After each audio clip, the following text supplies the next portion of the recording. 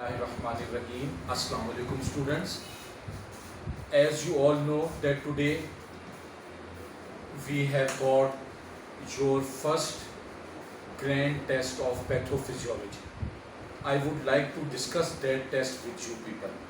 Students, today's paper was comprising of 5 questions. Okay, and it was of 80 marks. Question number 1. Name different fluid compartments of the body and discuss their fluid composition. Okay, now as you all know that there are two main fluid compartments of the body. Number 1 intracellular and number 2 extracellular. Then in extracellular fluid compartments, students, we have got vascular compartment, interstitial compartment, and number third space fluid compartment. Along with this, we have got different fluid compartments in the bony tissues, in different connective tissues. So this was the division of fluid compartments of the body. Students, I am discussing with you people from Kopstedt, which is your reference book for pathophysiology.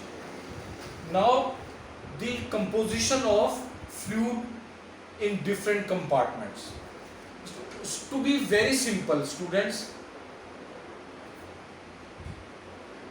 the intracellular fluid, it is rich in potassium, magnesium, organic and inorganic compounds. Others include phosphates. Okay, I repeat, intracellular compartment, that is the fluid which is present inside the cells. It is in rich composition of magnesium, phosphates, potassium, and other organic and inorganic particles. Students, intracellular fluid is low in concentration of sodium and chloride. On the other hand, extracellular fluid compartment, it is rich in sodium and chloride ions. On the other hand, it has smaller concentrations of magnesium, phosphates, phosphorus, and other organic and inorganic compounds. So this was very simple and brief review of fluid composition. You don't need to remember or cram the numerical values. 2.5 है, 6.4 है, 3.9 है, no, absolutely not. Intracellular fluid, it is rich in magnesium, phosphates, phosphorus, potassium. On the other hand, extracellular fluid, it is rich in sodium and chloride ions. Okay students, it was all about question number 1. Now question number 2, A part. Enumerate the causes of extracellular fluid volume deficit. A part. Enumerate the causes of extracellular fluid volume deficit. Students, keep one thing in mind. Wherever the word enumerate is used, you have to write only the causes one by one. 1, 2, 3, 4, 5. No details are required here. Enumerate means only number the causes. I am telling you from Kopstedt, causes of extracellular fluid volume deficit. We have 3 mechanisms here. Number 1, gastrointestinal excretion, or loss of sodium containing fluid. It includes number 1, diarrhea, most important cause. Number 2, gastric suction. Number 3, emesis or vomiting. Number 2 mechanism of extracellular fluid volume deficit is renal excretion of sodium containing fluid. Students, when sodium containing fluid is excreted by the kidneys in larger amounts, there is extracellular fluid volume deficit. The causes are number 1, overuse of diuretic medicines. Number 2, prolonged bed rest of the patient. And number 3, adrenal gland insufficiency. Number 3 mechanism, it includes other losses of sodium containing fluids. Other losses means other than GIT and renal system. These causes include burns. In burns, we lose sodium containing fluids through the open wounds and skin. Next cause, massive sweating, as we see in hot weather climates, excessive sweating. Number 3, third space fluid accumulations. These were the causes of extracellular fluid volume deficit. Now students, question number 2, B part. Enumerate the underlying factors leading to edema. Okay students, in edema we have 3 main mechanisms. Students, number 1, increased capillary hydrostatic pressure. Increased capillary hydrostatic pressure. Number 2, increased interstitial osmotic pressure.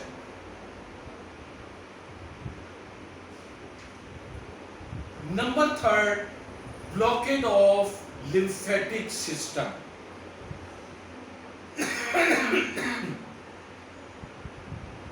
Okay students, these 3 mechanisms in our body, they leads to edema or generalized swelling in our body. Number 3, C part of question number 2. Write down the normal concentrations of different electrolytes in human serum. Students, in this question, you have to write the numerical values of serum electrolytes. What are those values? Students, mainly the serum electrolytes are sodium. The serum normal concentration of sodium electrolyte is 135 to 145 milli equivalent per liter. It is of sodium electrolyte. Potassium electrolyte 3.5 to 5 milli equivalent per liter. Okay students? Number 3, calcium concentration 9 to 11 milligram per deciliter, and magnesium 1.5 to 2.5 milli equivalent per liter. This was all about normal serum concentrations of serum electrolytes. Now students, question number 3. Define buffers. Name different buffer systems in our body. Students, buffer is a chemical which tries to maintain the normal pH of our body. Or you can say that buffers are chemicals which oppose any change in the buffer, in the pH values of our body. Okay, there are different buffer systems which are operating in our body.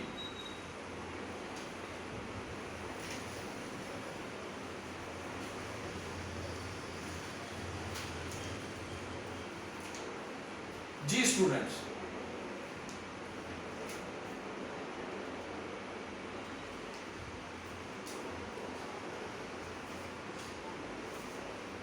okay,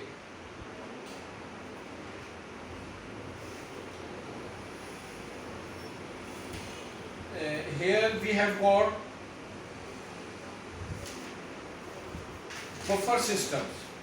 Okay, students, among them are most important bicarbonate buffers. I am telling you from Kopstedt. Number 1, bicarbonate buffers. They are present in the extracellular fluid compartment. Phosphate buffers. These buffers are present in the intracellular fluid compartments and also in the urine. Number 3, hemoglobin buffer. It is present inside our red blood cells. And protein buffers. It is present inside our blood and intracellular compartments. Okay, I repeat, the important buffer systems of our body include bicarbonate buffers present in the extracellular fluid, phosphate buffers present in intracellular fluid and in urine, hemoglobin buffer present inside our red blood cells, and protein buffers present in intracellular fluid and blood. Okay, now students, there was a scenario, there were two scenarios in question number 3B part.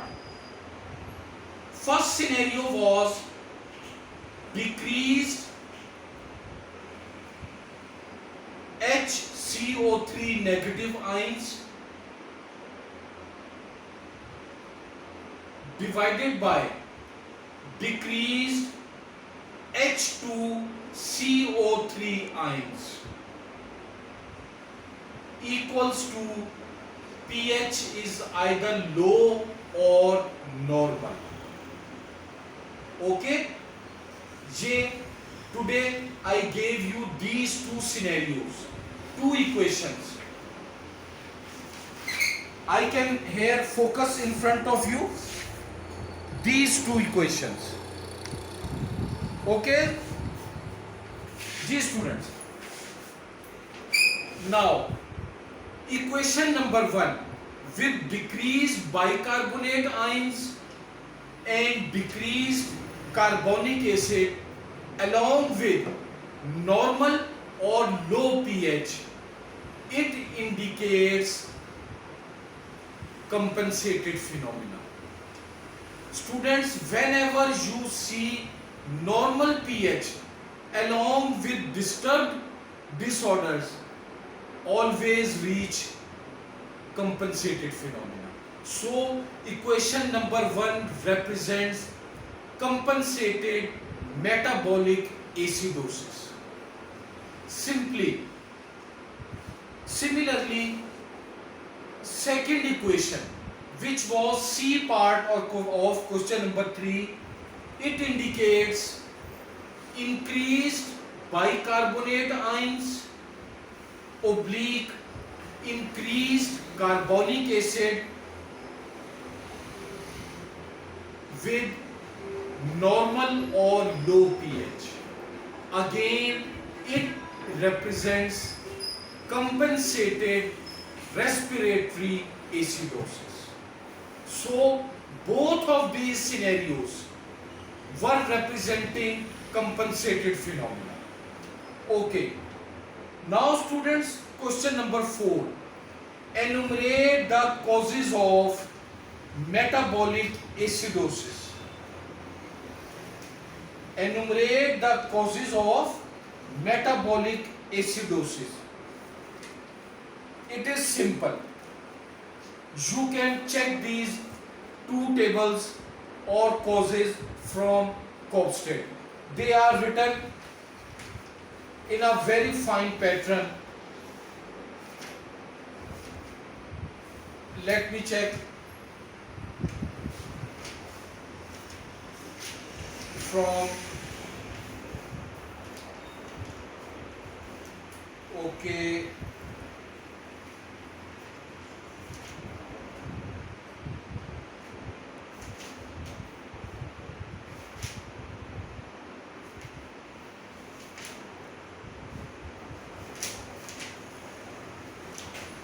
G students, there I have got acid base disorders, and here causes of respiratory acidosis. Respiratory acidosis causes include COPD, chronic obstructive pulmonary disease, pneumonias, severe bronchial asthma, ARDS, acute respiratory distress syndrome. Okay, these are some of the main causes of respiratory acidosis. Now, in metabolic acidosis, students, we have got main causes as increased vomiting. Main acids of our stomach, they are washed out. Increased vomiting. Gastric suction procedures like gastric lavage, which is commonly called as washing of stomach. Repeated blood transfusions.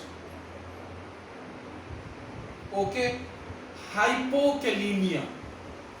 These are the main causes of metabolic disorders. Okay students, I am trying to avoid the lengthy time of video lecture. That's why I will brief it down. Question number 5. Define the following terms. Acid.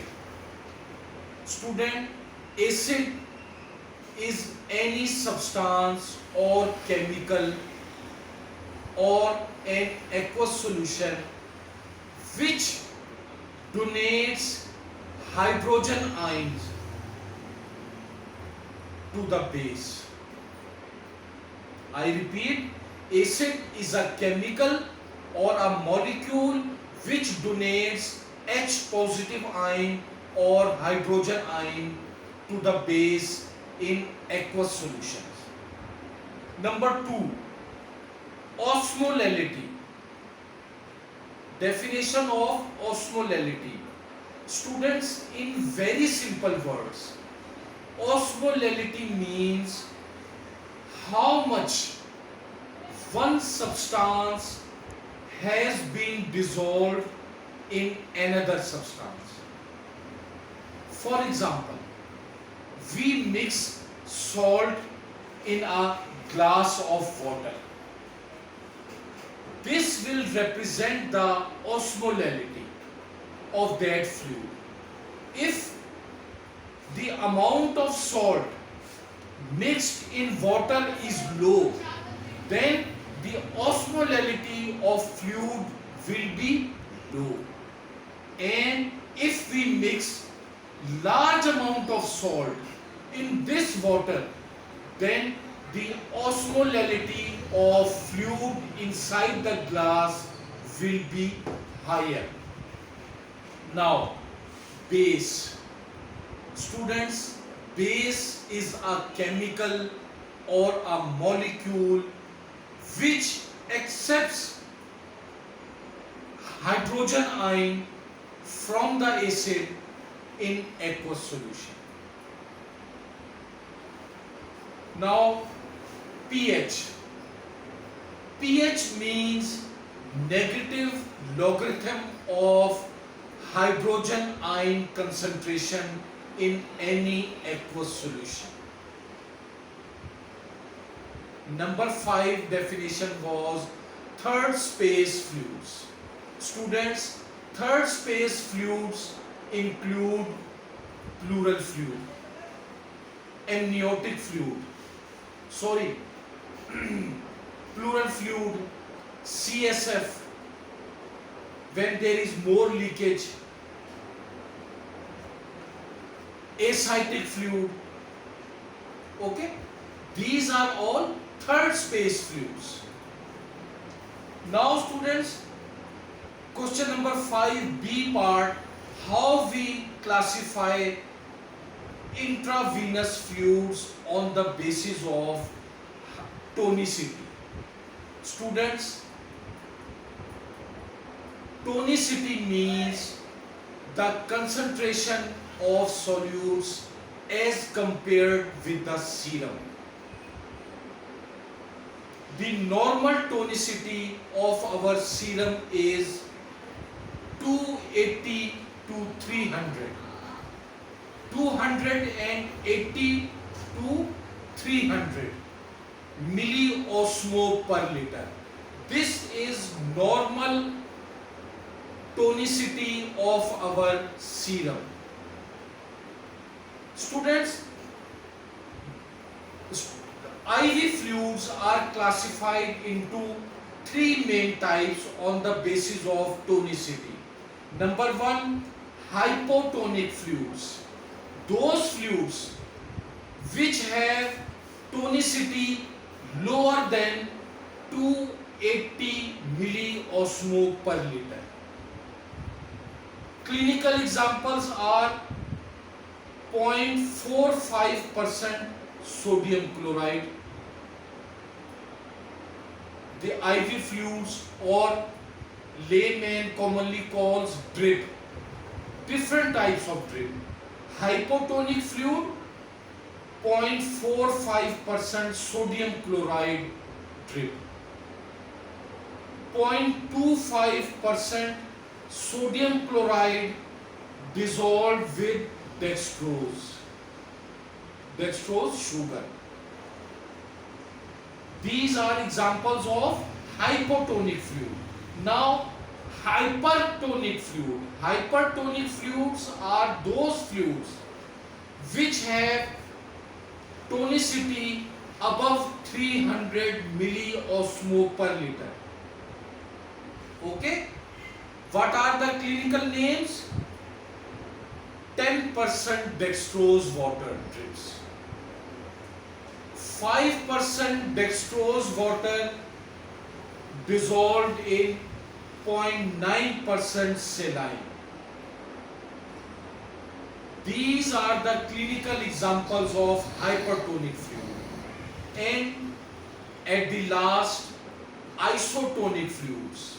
Students, the clinical example of isotonic fluid is Ringer's lactate fluid.